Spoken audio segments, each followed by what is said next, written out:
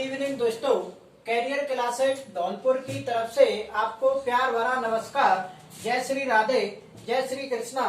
तो आज हम, जैसा कि आपको पता है कि कल हमारा जो टॉपिक चल रहा था 3-4 दिनों से, 13 तारीख से चल रहा था, ये टॉपिक चल रहा था प्रायिकता, प्रोबेबिलिटी, और ये पूरा खत्म हो चुका है। और हमने बोली भी थी कि जो आपको आगे टॉपिक पढ़ना है उसे कमेंट बॉक्स में बताना है। तो हमारे पास मात्र 1-2 कमेंट ही आई थी। एक तो अंकित बघेल की आई थी और एक कुणाल दिवाकर की आई थी। तो एक ने बोला है कि 7 एक्सरसाइज पढ़ाओ और एक ने बोला है 18। तो मैंने कमेंट के जरिए जवाब भी दिया था तुरंत ही कि कमेंट में एक्सरसाइज का नाम बताओ। अब जिस 7 और 18 का पता ही नहीं चल रहा। अब एनसीईआरटी में तो जो 18 है ही नहीं है, और ये 7 एनसीईआरटी में तो रेखागणित की है, और जो वो चाहे आरबीएससी में टिग्नोमेट्री वाली ये 7 है, त्रिकोणमिति बोलते हैं इसको। तो आज हम अपनी तरफ से एक टॉपिक पढ़ा रहे हैं, इसको बोलते हैं ज्यामिति, ज्योमेट्री इंग्लिश में। तो ज्यामिति से संबंधित जो भी एक्सरसाइज है और जो नियम है वो आज सारे पढ़ाए जाएंगे। तो साफ करने वालों का है।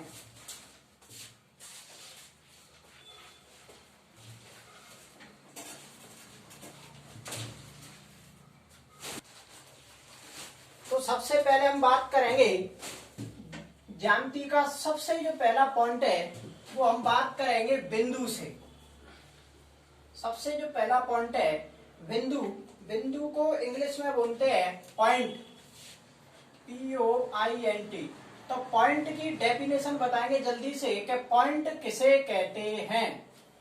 आज हम बिंदु, सबसे पहला जो पॉइंट, जो टॉपिक है वो बिंदु है कि जिसकी, बिंदु किसे कहते हैं कि जिसकी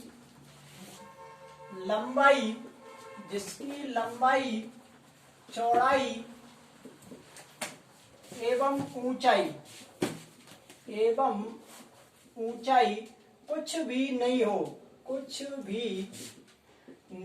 हो। दूसरे शब्दों में हम ये भी कह सकते हैं अर्थात जिसका कोई भी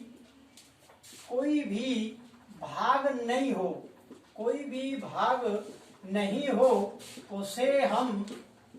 उसे बिंदु कहते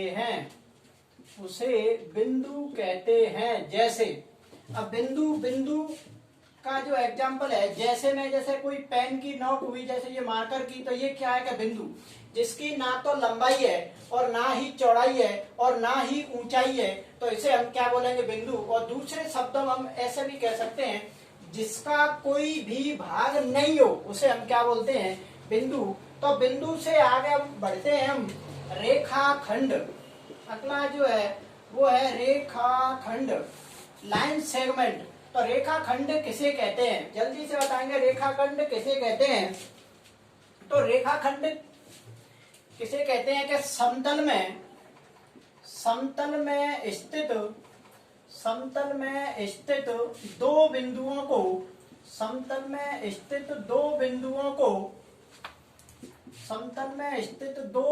को मिलाने वाली दूरी रेखाखंड कहलाती है। समतल में स्थित दो बिंदुओं को मिलाने वाली दूरी रेखाखंड कहलाती है।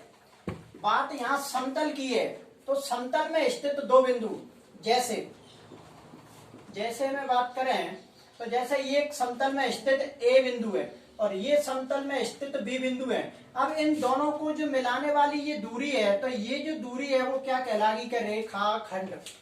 तो रेखाखंड में लंबाई होती है, इसमें चौड़ाई और ऊंचाई इसमें भी नहीं होती है, तो ये जो कहलाएगा वो क्या कहलाएगा कि रेखाखंड। तो समतल में स्थित दो बिंदुओं को मिलाने वाली जो दूरी है वो क्या कहलाती है, रेखाखंड। और जैसे में ये A और B, इसका अगर ऐसे कभी भी आ जाए कि AB और इस पर अगर ऐसा लिखा है तो आपको समझना है कि AB क्या है कि रेखाखंड। सवाल में कभी भी रेखाखंड नहीं लिखी जाती है, ऐसे लिख देता है कि AB और ऊपर ये चिन्ह से लगा देता है, तो इसका मतलब क्या है कि AB क्या है कि रेखाखंड। अब यहां से देखेंगे अगली जो परिभाषा है वो है आपकी रेखा की, कि रेखा किसे कहते हैं। रेखा तो सबसे जल्दी बताएंगे कि रेखा किसे कहते हैं। और इससे पहले एक रेखा से पहले किरण भी है, तो किरण और रेखा दोनों एक ही प्रकार की हैं। तो इससे पहले आपको चलो किरण की देख लो, किरण किसे कहते हैं। रेखा इसके बाद लिखा देंगे किरण। तो किरण क्या होती है कि रेखाखंड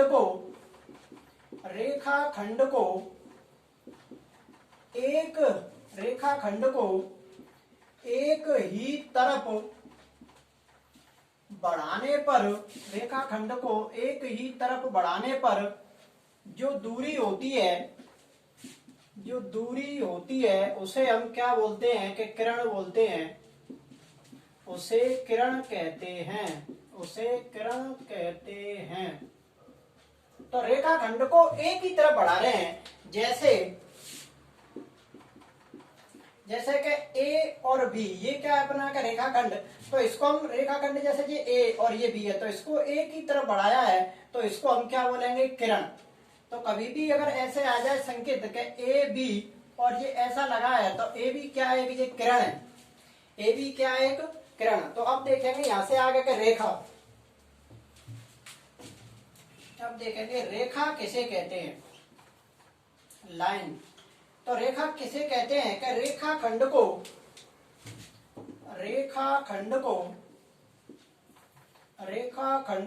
दोनों तरफ बढ़ाने पर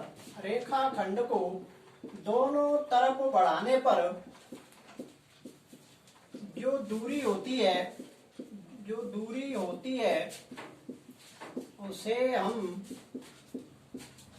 उसे हम रेखा कहते हैं।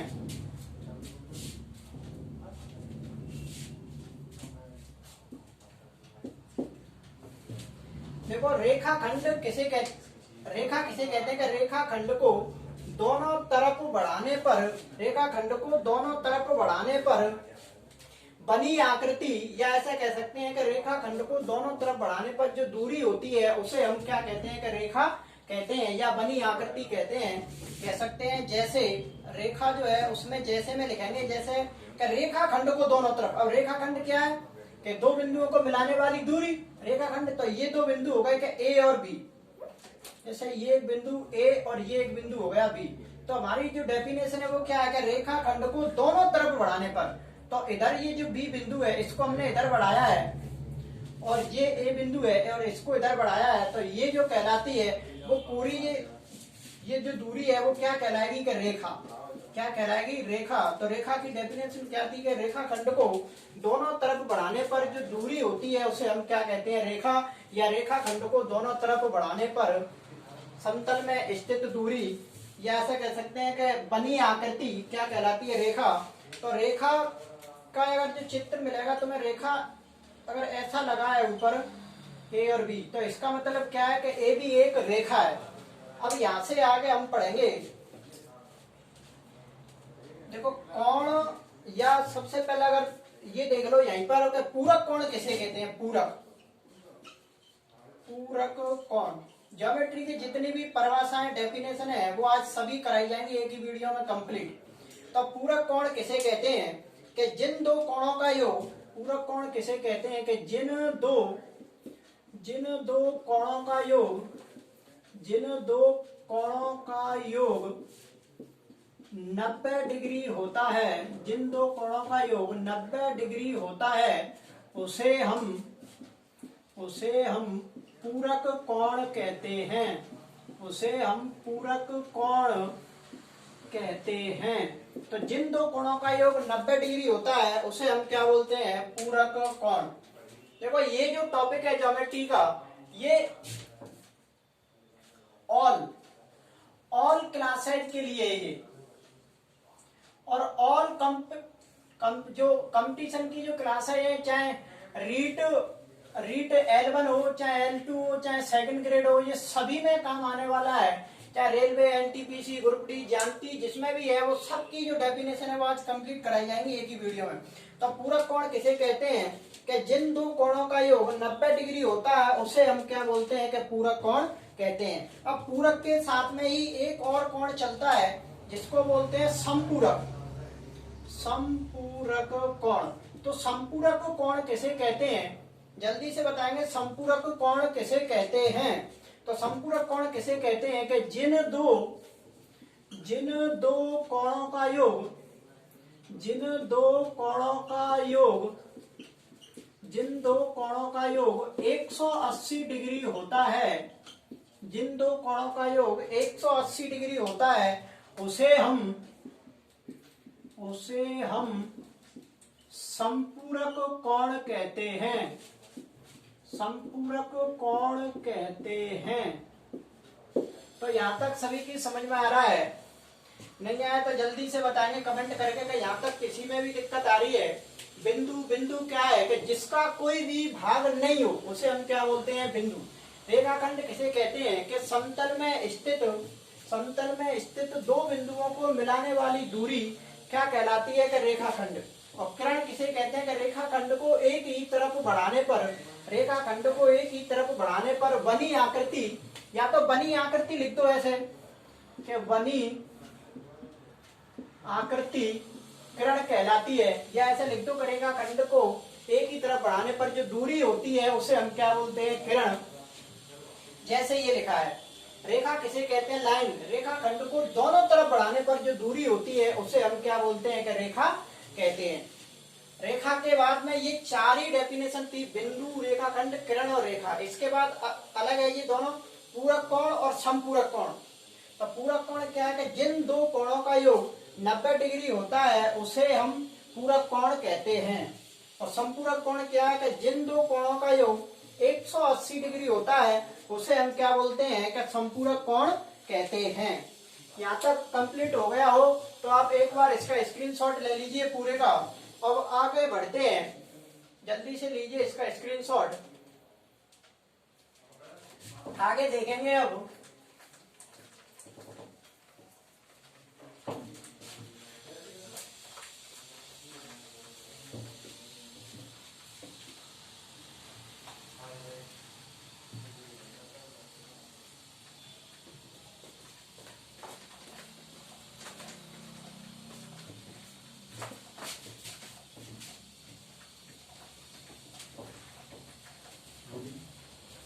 आगे देखेंगे अब सम्मुख कोण।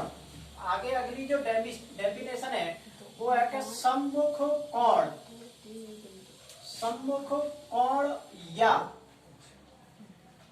शीर्षाभिमुख, सम्मुख कोण या शीर्षाभिमुख कोण किसे कहते हैं?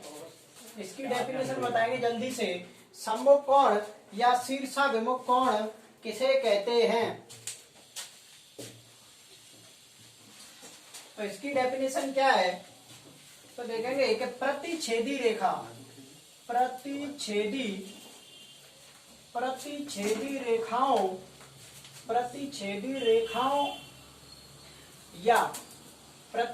रेखाओं या संगामी रेखाओं, प्रतिच्छेदी रेखाओं या संगामी रेखाओं, प्रतिच्छेदी रेखाओं या संगामी रेखाओं के आमने सामने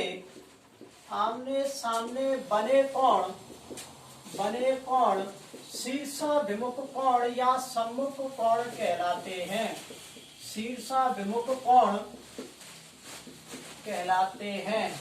और जल्दी से बताएंगे शीर्षाभिमुख कोण कैसे होते हैं? ये माप में समान होते हैं, ये माप में समान होते हैं। देखो यहाँ पे दो शब्द आपको नए दिख रहे हैं कि सम्मुख कोण और शीर्षाभिमुख कोण किसे कहते हैं? कि प्रतिच्छेदी रेखाओं या संगामी रेखा। अब बात इसकी आती है कि प्रतिच्छेदी रेखा किसे कहते हैं और संगामी रेखा किसे कहते हैं। अभी इसकी भी डेफिनेशन बता रहे हैं। तो प्रतिच्छेदी रेखाओं या संगामी रेखाओं के आमने सामने बने कोण शीर्षाभिमुख कोण या सम्मुख कोण कहलाते हैं। और ये माप में कैसे होते हैं? समान। जैसे देखेंगे, जैसे कोई ये ए और एक है ये बी, कोई एक ये रेखा है कि ये सी और ये डी, और ये जो O पर प्रतिच्छेद कर रही है, तो ये जो कोण होगा कोण नंबर 1 इस कोण नंबर 2 के कैसा होगा बराबर, और ये कोण नंबर 1 और कोण नंबर 2 आपस में ये कोण कैसे कोण कहलाएंगे कि शीर्षाभिमुख कोण या सम्मुख कोण। शीर्षाभिमुख कोण का मतलब है कि ये शीर्षों को बन रहे हैं, और शीर्षाभिमुख कोण माप में कैसे होते हैं समान। तो कोण नंबर 1 मान के चलो यहाँ पे 30 डिग्री है, तो कोण नंबर 2 भी कितने का बनेगा 30 डिग्री का। अगला आगे देखो, जैसे इधर का जो कोण है, जैसे इसको अपन नाम दें कि कोण नंबर 3 और इसको बोलेंगे कोण नंबर 4, तो कोण 3 का शीर्षाभिमुख कोण पूछे तो कौन सा हो जाएगा, इसके शीर्ष के सामने कौन सा है कोण नंबर 4, तो कोण नंबर 3 किसके बराबर हो जाएगा कोण नंबर 4 के। और शीर्षाभिमुख कोण माप में कैसे होते हैं समान, तो 3 और 4 दोनों कैसे हो जाएंगे समान। अब बात इनकी करते हैं कि प्रतिच्छेदी रेखा और संगामी रेखा किसे कहते हैं। तो इधर देखेंगे कि प्रतिच्छेदी रेखा और एक है हमारी संगामी रेखा। तो प्रतिच्छेदी रेखा किसे कहते हैं, जल्दी से बताएंगे प्रतिच्छेदी रेखाएं किसे कहते हैं। तो जब दो रेखाएं आपस में एक दूसरे को काटती हैं, जब दो रेखाएं आपस में एक दूसरे को काटती हैं तो उन्हें प्रतिच्छेदी रेखाएं कहते हैं। तो उन्हें प्रतिच्छेदी रेखाएं कहते हैं। तो उन्हें हम क्या बोलते हैं प्रतिच्छेदी रेखाएं। जैसे प्रतिच्छेदी रेखाएं देखो, जैसे आपस में कोई ये दो रेखाएं कि एक ये A और B और एक जो रेखा है वो क्या है कि C और D, तो ये दोनों जो रेखा है वो एक दूसरे को प्रतिच्छेदी का मतलब कि एक जगह ये काट रही हैं, तो इन दोनों हम रेखाओं को क्या बोलेंगे कि प्रतिच्छेदी रेखाएं। अब संगामी रेखा किसे कहते हैं। देखो संगामी रेखा की डेफिनेशन क्या है कि जब तीन या तीन से अधिक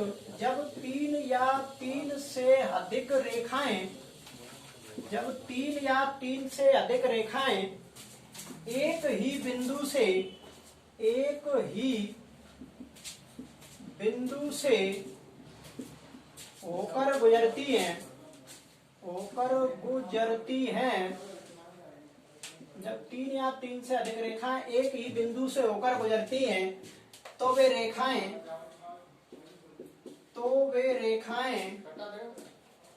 संगामी रेखाएं कहलाती हैं। तो वे रेखाएं संगामी रेखाएं कहलाती हैं।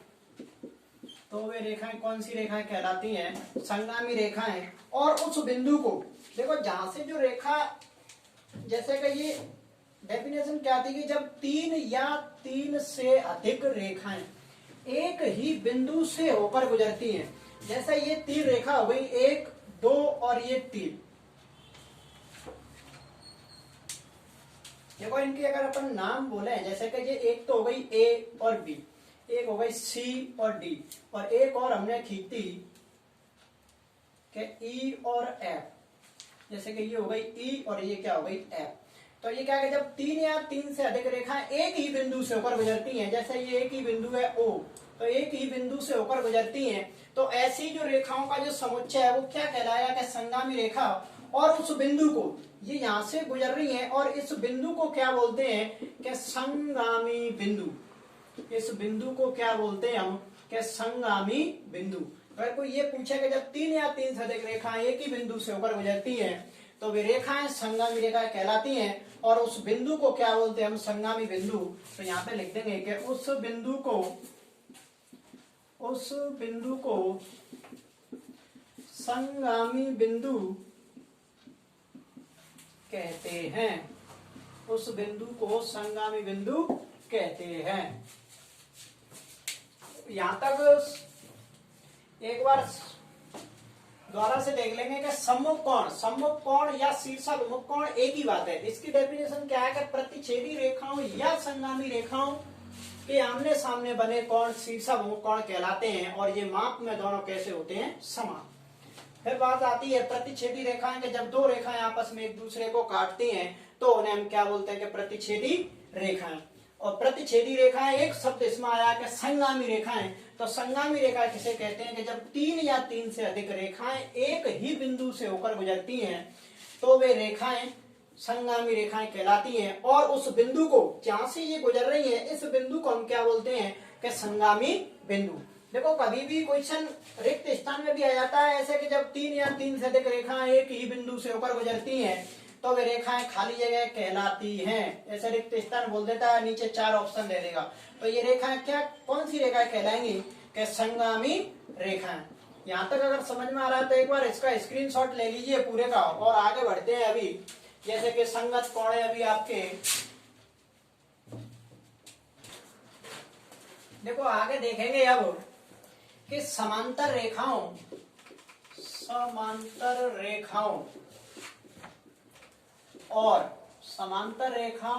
और तिर्यक रेखाओं, समांतर रेखाओं और तिर्यक रेखाओं के मध्य बने कोण, समांतर रेखाओं और तिर्यक रेखाओं के मध्य बने कोण। अब यहाँ से आगे सभी जितने भी कोण हैं आपके, एकांतर कोण, संगत कोण, बाह्य कोण, अंत्य कोण, बहिष्ठ कोण, एक ही में ये सभी कंप्लीट हो जाएंगे। यहाँ से जैसे मैं एक चित्र बना रहा हूं कि ए और बी और एक है आपकी सी और डी, ये कोई दो समांतर रेखाएं हैं और इनको कोई एक एल तिर्यक रेखा काटती है, इसका नाम है एल, एक तिर्यक रेखा काटती है। तो हर प्रत्येक बिंदु पर चार कोण बन रहे हैं। जैसे ये कोण नंबर एक, 2 और ये हो गया 3, ये हो गया 4, ये 5, 6 और ये 7 और ये 8। तो एक बिंदु पर चार कोण बन रहे हैं। इन सब के ये कोण जो है वो अलग अलग हैं। अब इनके बारे में सबके बारे में बताएंगे। तो सबसे पहले हम देखेंगे कि संगत कोण किसे कहते हैं। संगत कोण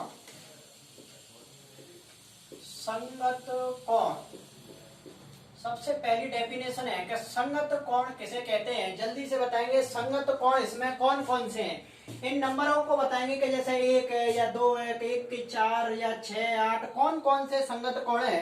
तो संगत कोण की देखो डेफिनेशन पता होगी जब ही हम बता पाएंगे कि इनमें जो संगत कोण है वो कौन कौन से हैं। तो संगत कोण जो है वो कौन से हैं कि एक जैसी स्थिति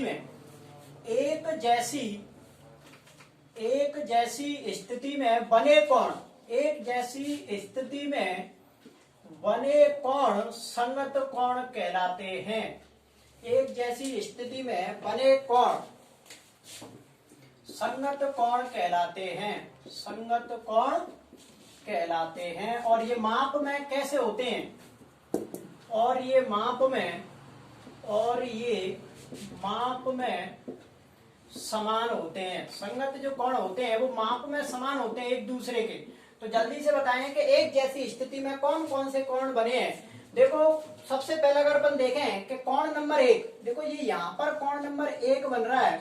तो ये जो कोण है कोण नंबर 1, अब एक जैसी स्थिति, अब ऐसा ही जो कोण है वो कौन सा है कि कोण नंबर 5। देखो ये यहाँ पे बन रहा है, ये यहाँ पे बन रहा है। तो ये कोण नंबर 1, कोण 1 के संगत कोण कौन सा हो जाएगा 5। और जो संगत कोण है तो संगत कोण माप में कैसे होते हैं समान। जैसे कोई सवाल आया यहाँ पे मान के चलो बोल दिया कि 30 डिग्री और तुमसे ये वाला कोण पूछे तो ये भी कोण कितने का हो गया 30 डिग्री का। तो क्यों होगा कि कोण नंबर 1 कोण नंबर 5 के कैसा है ये संगत कोण। अगला बताएंगे कोण नंबर 2 के संगत कोण कौन सा है 2 के।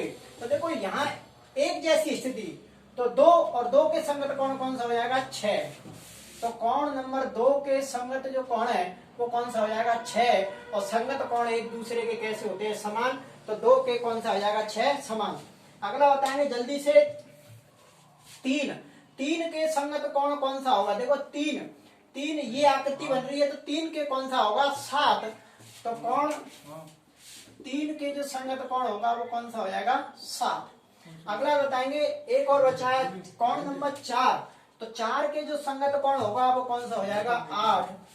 कोण नंबर 4 के जो संगत कोण होगा वो कौन सा हो जाएगा 8। यहाँ तक सभी की बात क्लियर हो गई, यहाँ तक समझ में आ रही है। संगत कोण किसे कहते हैं कि एक जैसी स्थिति में बने कोण क्या कहलाते हैं कि संगत कोण। और संगत कोण माप में कैसे होते हैं समान। तो 1 के 5 और 2 के 6, 3 के 7 और 4 के कौन सा हो गया 8। अब जहां से आगे बात कराएंगे कि एकांतर कोण। एकांतर कोण, एकांतर कोण, तो जल्दी से बताएंगे मुझे एकांतर कोण किसे कहते हैं। तो देखो एकांतर कोण किसे कहते हैं कि जेड की स्थिति में, जेड की स्थिति में बने कोण, जेड की स्थिति में बने कोण एकांतर कोण कहलाते हैं। एकांतर कोण कहलाते हैं। तो जल्दी से बताएंगे मुझे जेड की स्थिति। देखो जेड की स्थिति जरूरी नहीं है जेड ऐसे भी बन सकती है। तो ये जो कोण है और ये जो कोण है वो एक दूसरे के कैसे कोण कहलाएंगे एकांतर कोण। और एकांतर कोण भी माप में कैसे होते हैं, ये माप में समान होते हैं, माप में समान होते हैं। एकांतर ये माप में कैसे होते हैं समान। जेड की स्थिति ऐसे भी बन सकती है। तो ये जो कोण होगा वो इसके कैसा हो जाएगा बराबर। जेड की स्थिति ऐसे भी बन सकती है, देखो थोड़ी सी ऐसे बन जाए तो ये भी और ये दोनों एक दूसरे के कैसे हो जाएंगे समान। तो एकांतर कोण भी दो प्रकार के होते हैं। इन ये जो दो कोण हैं इनके भी दो टाइप्स हैं। देखो एक तो होता है एकांतर अंतःकोण, एकांतर अंतःकोण, और एक जो चलता है वो चलता है कि एकांतर बाह्य कोण, एकांतर बाह्य कोण। अब एकांतर कोण दो प्रकार हो गए, एक तो एकांतर अंतःकोण, एक कौन सा हो गया कि एकांतर बाह्य कोण। तो एकांतर अंतःकोण किसे कहते हैं जल्दी से बताएंगे। तो देखो एकांतर अंतःकोण जो अंदर बनने वाले जो कोण है, जैसा अपन बात कर रहे हैं जो जेड की स्थिति में एकांतर अंतःकोण बन रहे हैं, जैसे जेड की स्थिति पहली जो जेड की स्थिति है देखो ये वाली, तो ये अंदर बन रहा है 6 और एक कौन सा है 3। तो 3 के एकांतर जो कोण होगा वो कौन सा हो जाएगा कि 6। 3 के एकांतर कोण कौन सा हो जाएगा 6। और एक जेड आपकी इधर से बन रही है कि ये वाली जेड देखो ये बन रही है, तो एक एकांतर कोण ये रहा 4 और एक कौन सा है 5। तो कोण नंबर 4 किसके बराबर हो जाएगा कोण नंबर 5 के। ये बराबर क्यों है कि एकांतर कोण माप में कैसे होते हैं समान। अब देखेंगे कि एकांतर बाह्य कोण। तो एकांतर जो बाह्य कोण है वो कौन कौन से इसमें जल्दी से बताएंगे। तो देखो इसकी भी डेफिनेशन लिख लो या डायरेक्ट भी लिख सकते हैं। डेफिनेशन लिखेंगे तो एकांतर अंतःकोण के, एकांतर अंतःकोण के बाहर वाले पड़ोसी, बाहर वाले पड़ोसी एकांतर बाह्य कोण कहलाते हैं। एकांतर बाह्य कोण, एकांतर बाह्य कोण कहलाते हैं, एकांतर बाह्य कोण कहलाते हैं। और ये भी माप में कैसे होते हैं समान। तो देखो एकांतर अंतःकोण, एकांतर अंतःकोण के बाहर वाले पड़ोसी। तो देखो 3 का जो एकांतर कोण है वो 6 के बराबर है। अब 3 का बाहर वाला पड़ोसी कौन सा है, 3 का बाहर वाला पड़ोसी 1, तो कौन सा है 1। अब इधर इसका एकांतर कौन सा था 6।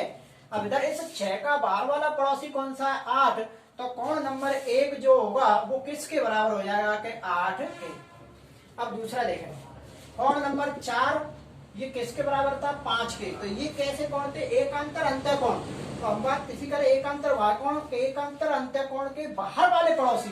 अब 4 का बाहर वाला पड़ोसी क्या है कि 2, 4 का बाहर वाला पड़ोसी क्या है कि 2। और इधर 5 का बाहर वाला पड़ोसी कौन सा है 7। 5 का बाहर वाला पड़ोसी 7, तो 2 के कौन सा हो जाएगा 7। तो कोण नंबर 2 किसके बराबर हो जाएगा 7 के। तो यहाँ तक सभी के समझ में आ रही है क्या। अब यहाँ से आगे देखेंगे, एक बार यहाँ तक पूरे का स्क्रीनशॉट ले लीजिए। यहाँ तक कंप्लीट हो चुका है। यहाँ से आगे बात करेंगे अंतःकोण और बहिष्कोण, इसमें 2 और रह गए हैं। यहाँ तक स्क्रीनशॉट ले लीजिए पूरे का। देखो अब यहाँ से आगे देखेंगे, अभी इसमें दो चीज और रह गई है कि अंतःकोण और बहिष्कोण।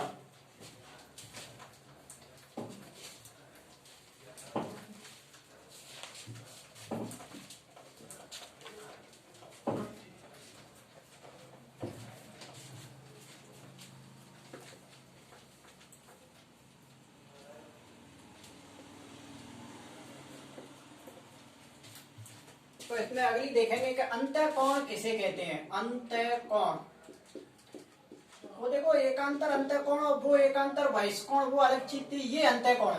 तो अंतःकोण इसमें बताएंगे जल्दी से क्या है। अंतःकोण तो समांतर रेखाओं, समांतर रेखा इसमें ए बी और सी डी दो है। तो अंतःकोण की जो डेफिनेशन होगी वो क्या हो जाएगी कि समांतर रेखाओं, समांतर रेखा और तिर्यक रेखा, समांतर रेखा और तिर्यक रेखा के मध्य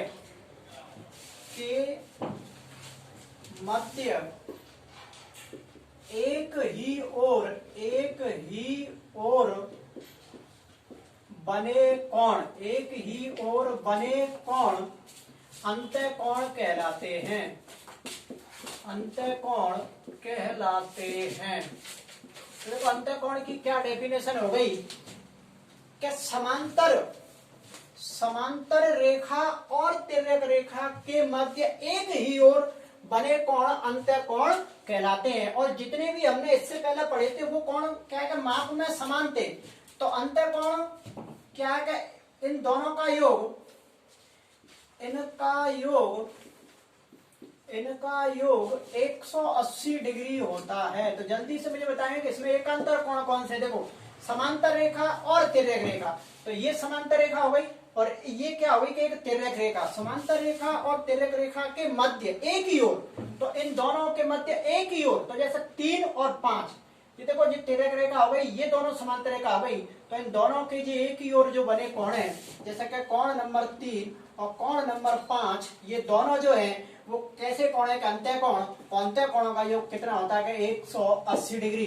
तो इन दोनों जो कोण है वो कितना हो गया कि 180 डिग्री। अगले अंतःकोण इसमें दो और है, देखो 4, ये भी दो समांतर रेखा है, ये तिर्यक रेखा है, तो ये एक ही ओर बने कोण है। तो 4 और 6, कोण नंबर 4 प्लस कोण नंबर 6, इन दोनों का जो योग होगा वो कितना हो जाएगा 180 डिग्री। देखो इनसे संबंधित काफी सवालें बनते हैं। जैसे ये अभी मैं छोटा सा एक एग्जांपल दें कि ये दो समांतर रेखा हो गई कि ए बी और सी डी, और ये एक एल कोई तिर्यक रेखा है। तो यहाँ ये दे देगा कि इसको बना दे के मान के चलो कि जैसे कि x डिग्री बोल देगा और इसको बोल देगा ये y डिग्री। तो अपन देखें कि इन दोनों का जो योग होगा वो क्या हो जाएगा कि अपन ये कह सकते हैं कि x प्लस y और बराबर में क्या हो जाएगा 180 डिग्री। सवाल के अनुसार ये दोनों जो होंगे वो कैसे हो जाएंगे x प्लस वाई, और ये कितने हो गए 180 डिग्री। तो ये जो दोनों जो कोण है वो कैसे कोण कहलाते हैं कि एकांतर अंतःकोण। अब अगला इसमें जो बचा है एक और कि वो क्या है कि बहिष्कोण। बहिष्कोण किसे कहते हैं। बहिष्कोण,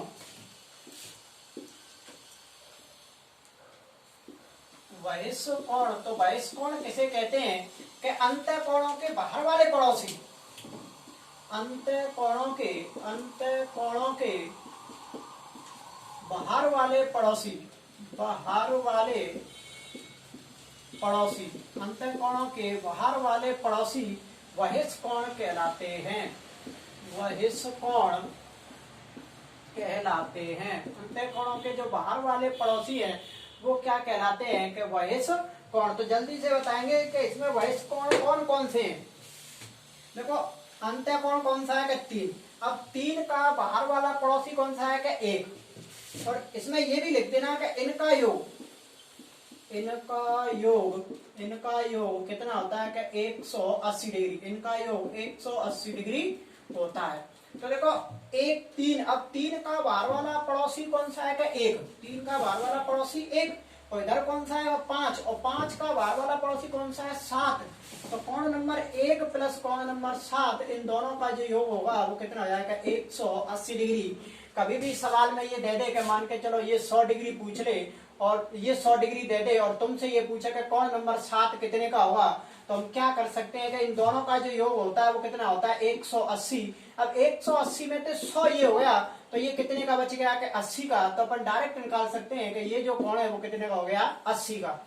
ये जब ही सवाल हो पाएंगे जितने भी ज्योमेट्री से संबंधित नियम याद होंगे तभी ये आगे सवाल बढ़ेगा। अगला देखेंगे कि कोण नंबर 4 का बाहर वाला पड़ोसी कौन सा होगा। 4 का बाहर वाला पड़ोसी 2, 4 का जो बाहर वाला पड़ोसी है वो कौन सा है 2, और इधर 6 का जो बाहर वाला पड़ोसी है वो कौन सा है 8। तो कोण 2 + 8 इन दोनों का जो योग होगा वो कितने का होगा कि 180 डिग्री। यहाँ तक ये समांतर रेखाओं और तिर्यक रेखाओं के मध्य जो बने कोण थे उनसे संबंधित सब ये जो डेफिनेशन थी वो कंप्लीट हो चुकी है। यहाँ से आगे भी 2 और देखेंगे कि संरेख बिंदु किसे कहते हैं। ये भी ज्योमेट्री के ही पार्ट है। यहाँ तक एक बार स्क्रीनशॉट ले लीजिए जल्दी से।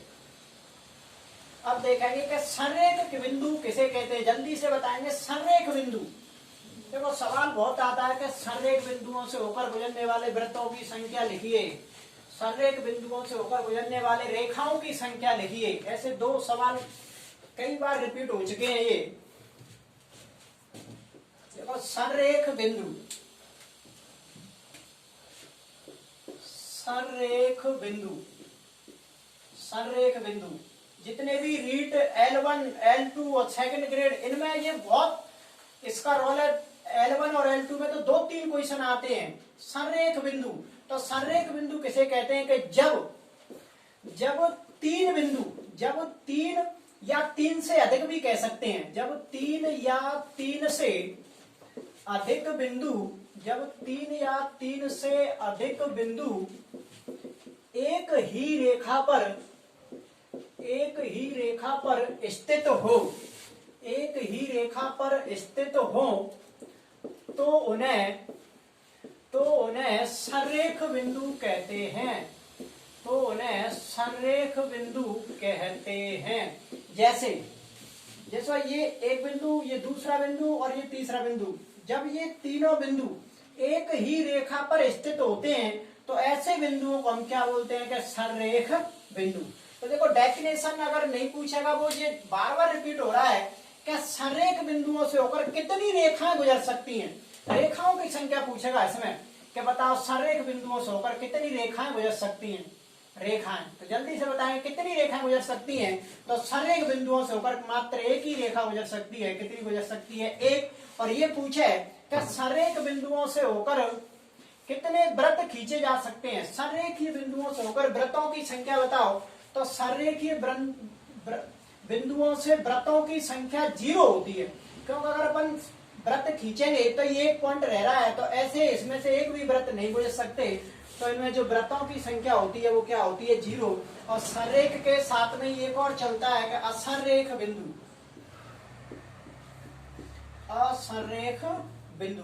तो असंरेख बिंदु किसे कहते हैं कि जब 3 या 3 से अधिक बिंदु, जब 3 या 3 से अधिक, जब 3 या 3 से अधिक बिंदु एक रेखा पर स्थित नहीं हो, स्थित नहीं हो, जब 3 या 3 से अधिक बिंदु एक रेखा पर स्थित नहीं हो तो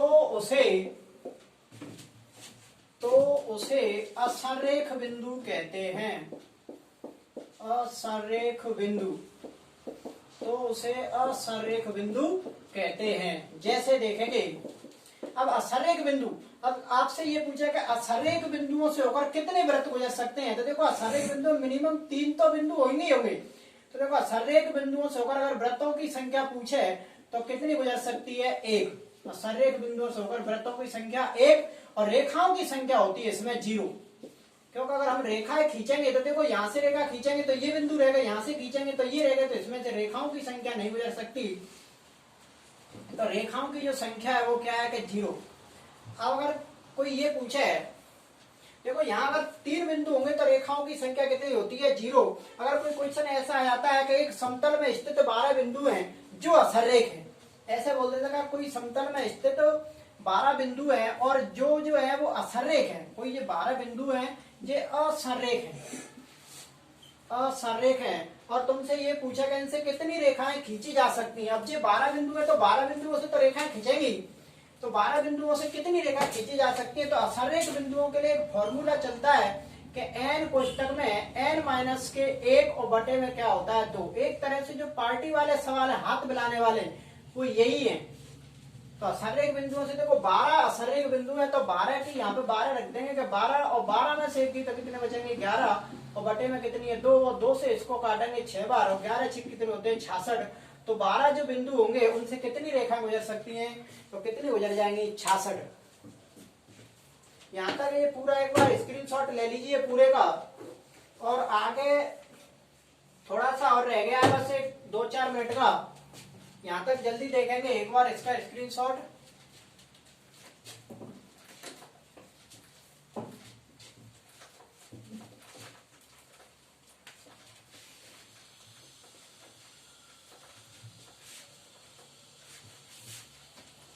देखो आगे ये थोड़ी सी डेफिनेशन और है अभी कि माध्यिका किसे कहते हैं। माध्यिका, एक तो माध्यिका होती है और एक होता है शीर्ष लंब, एक होता है शीर्ष लंब और एक होता है आपका अंतः केंद्र, अंतः केंद्र और एक चलता है परिकेंद्र। ये आपके कभी भी बहुत कम समझ में आ रहे होंगे, तो आज एक ही बार में ये चारों जो टॉपिक है वो क्लियर हो जाएंगे कि कौन कौन से आपके उल्टे सीधे हो जाते होंगे कभी कभी। ये माध्यिका, शीर्षलंब, अंतः केंद्र और परिकेंद्र।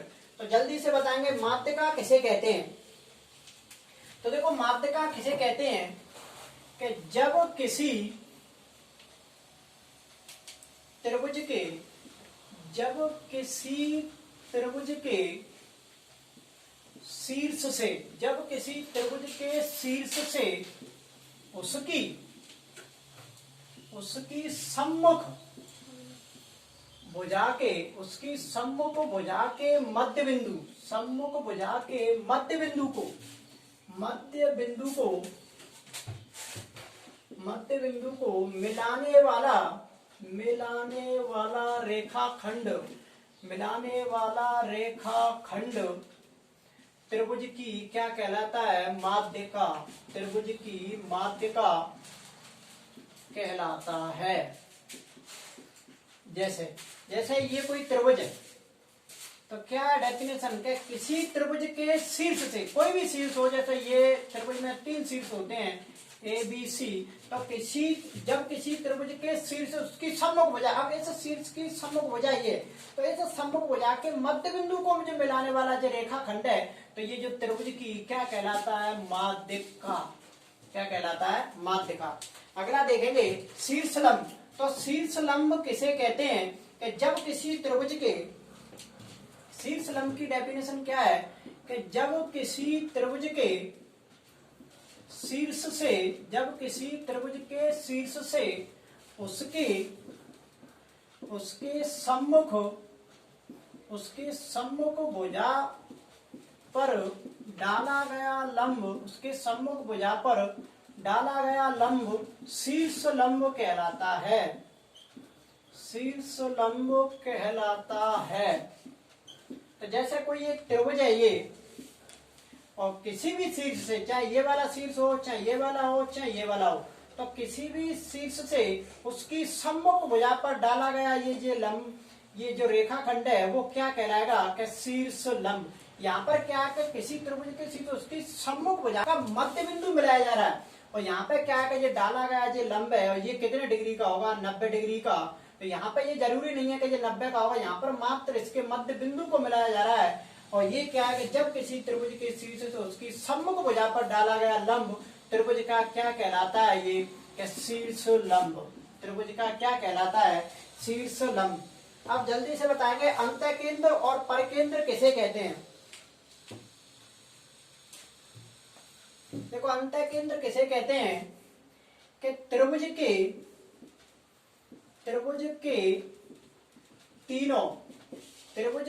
तीनों कोणों का समद्विभाजन, त्रिभुज के तीनों कोणों का समद्विभाजन जिस बिंदु पर मिलता है, जिस बिंदु पर मिलता है, जिस बिंदु पर मिलता है उसे हम क्या बोलते हैं? अंतः केंद्र। अंतः केंद्र कहते हैं। देखो थोड़ा सा ही अंतर है इसमें कि त्रिभुज के तीनों कोण, और परिकेंद्र किसे कहते हैं? कि त्रिभुज की तीनों भुजाओं, त्रिभुज की तीनों भुजाओं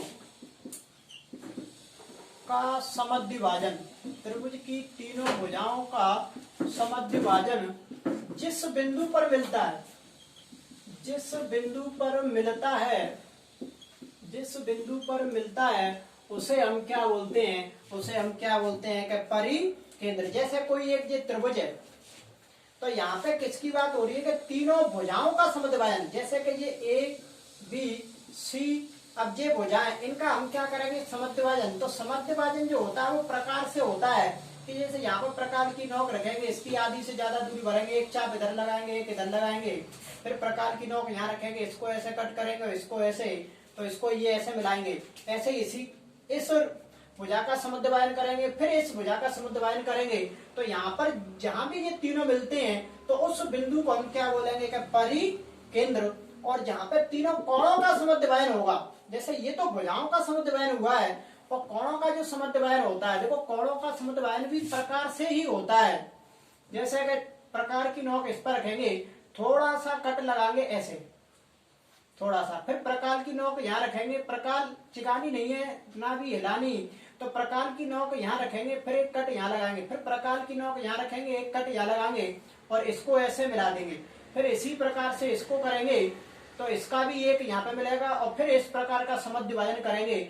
जहां भी ये तीनों मिलेंगे तो वो अपना जो कहलाएगा वो क्या कहलाएगा? कि अंतः केंद्र। तो दोनों में एक ही बात ध्यान रखनी है, अलग अलग है थोड़ी सी, कि कोणों का समद्विभाजन अंतः केंद्र, और भुजाओं का जो समद्विभाजन है वो क्या है? परिकेंद्र। थोड़ा सा इसको आगे अब कल करेंगे, अभी थोड़ा सा और रह गया है, अभी तो एक आधे घंटे का सा अभी और है। जैसे जो बातें हैं वो रह गई हैं, एक तो आपकी रह गई है कोण, जैसे कि निम्न कोण, सरल कोण, समकोण, अधिक कोण, ऋजु कोण, वृत्तीय कोण। एक तो जो ये जो कोण है वो रह गए हैं सब, और एक आपके रह गए हैं अभी जो परिमेय है, परिमेय, कि जब किसी त्रिभुज की एक भुजा के समांतर खींची गई रेखा शेष दो भुजाओं को प्रतिच्छेद करती है, तो ये रेखा से इन दोनों भुजाओं को समान अनुपात में विभाजित करती है। और एक जो प्रमेय है वो इस कोण का जो समद्विभाजन करती है, ये प्रमेय रह गई है। और बाकी के अभी काफी नियम भी रह गए हैं, कि जैसे कोई एक चित्र बन रहा है और एक ये है, और यहाँ पे बोलते हैं कि ये 80 डिग्री है, तो ये जो कोण है वो क्या है? तो ऐसे काफी अभी नियम भी रह गए। ये डायरेक्ट ही क्वेश्चन पूछे जाते हैं कि ये ए बी सी, और यहाँ पे दे देगा ओ, और कह देगा कि ओ एक परिकेंद्र है या ओ एक अंतः केंद्र है, तो ये जो कोण है वो कितने कितने डिग्री के होंगे। यहाँ से आगे अपन अभी कल बात करेंगे। तो एक बार इस पूरे का स्क्रीनशॉट ले लीजिए, और आपको अगर वीडियो अच्छी लगी हो तो लाइक, शेयर और सब्सक्राइब जरूर करें।